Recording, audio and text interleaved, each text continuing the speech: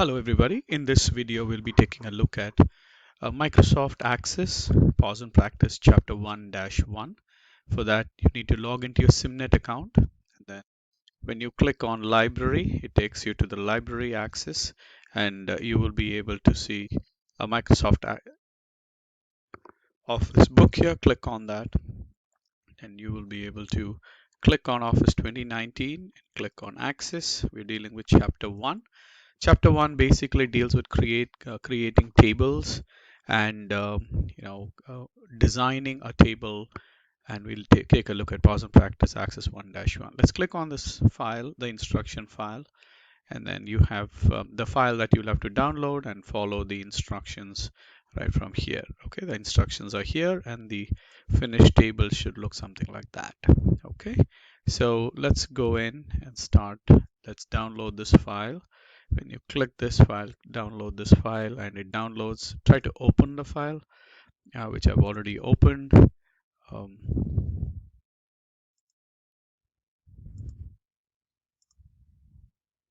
okay, so I've downloaded the file. If you have any um, warnings, just make sure that you deal with the warnings. So I'm just going to make sure that I click enable content, make sure that the file becomes editable. Now I'm going to resize the files so I'm able to see both the file and the instructions. So I'm just going to resize the files here. Okay, so I will be able to see both. Okay, so I'm able to see both the files now. The Pause and Practice instruction file and the Excel file. Okay, so I'm going to start with that. So I've downloaded the file, which is task 1, which is I've downloaded the file and I clicked enable content, and then I'm going to go into task A. Oh, it's actually task 2A. Okay, so we are here in task 2A. Click the File tab, go to the Backstage view, and access the file management. So when you click on File, it takes you to the Backstage view. This is called the Backstage view.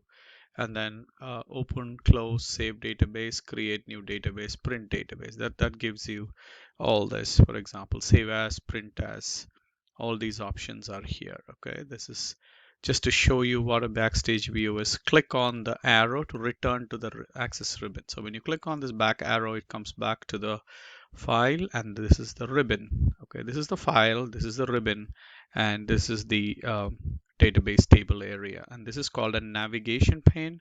So you can actually minimize and maximize. See, it says navigation pane. Okay, so you can hide it if you want more space. Okay, so let's click the home tab and go to some of the office functions. It says no object is to be selected, so let's just click the home tab, and it says the home tab offers common office functions like views, clipboard. Let me just make it a little bigger to show you all the shortcuts that are available. Cut, copy, paste.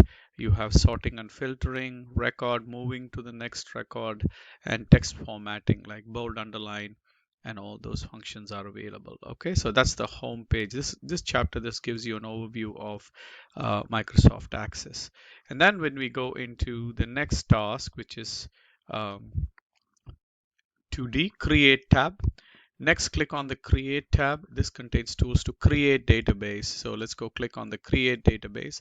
This menu gives you to create templates, create forms, tables, queries, reports, and macros. Okay, so you can create all kinds of access tools here.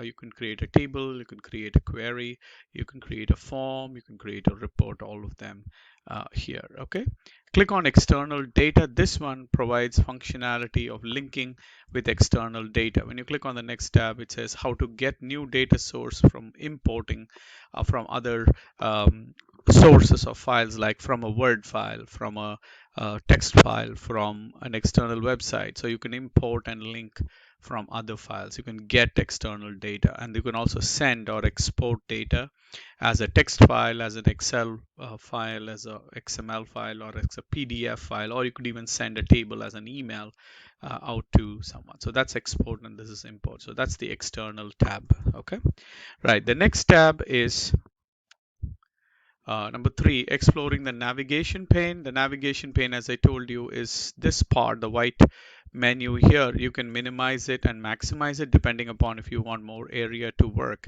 This tells you all um, the objects that you can create using create button here. So various access objects like tables, queries, forms, each of them when you create, you will be able to see them in the navigation pane. Okay, so you can take a look at tables. For example, you can click on this table. This is a table. If you double click it, it automatically opens the table here. Okay, let me close this. You can close it by right clicking that and click close, and that closes that table. Okay, it only closes the table here, but this menu, it's available in the navigation pane. Let's say I want to open the table departments. Yes, it gives you that information here. Okay, I can close it again.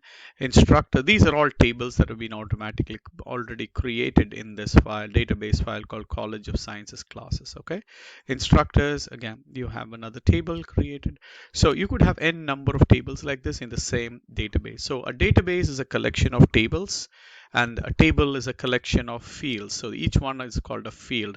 If you take, for example, the instructors table, it has instructor ID, instructor name, email address, and phone number. Each one of them is called you know, a column. Each column has, like, data. You have to create them in the create. When you click on create and create a table, you'll be able to create a table with several columns. Okay, and each horizontal is called a record. For example, this is called a record, this is called a record. Each one is called a record. Okay, and each one is called a field. So any column is called a field, and any row is called a record in the table.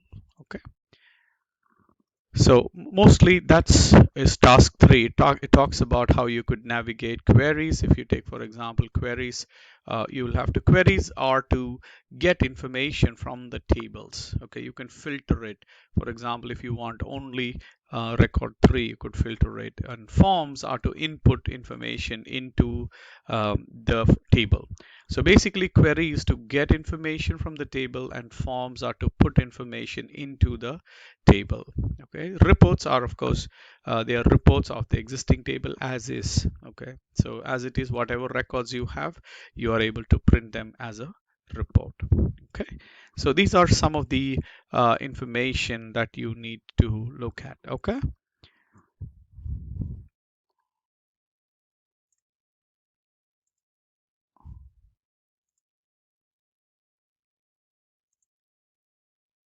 So that's basically task 3.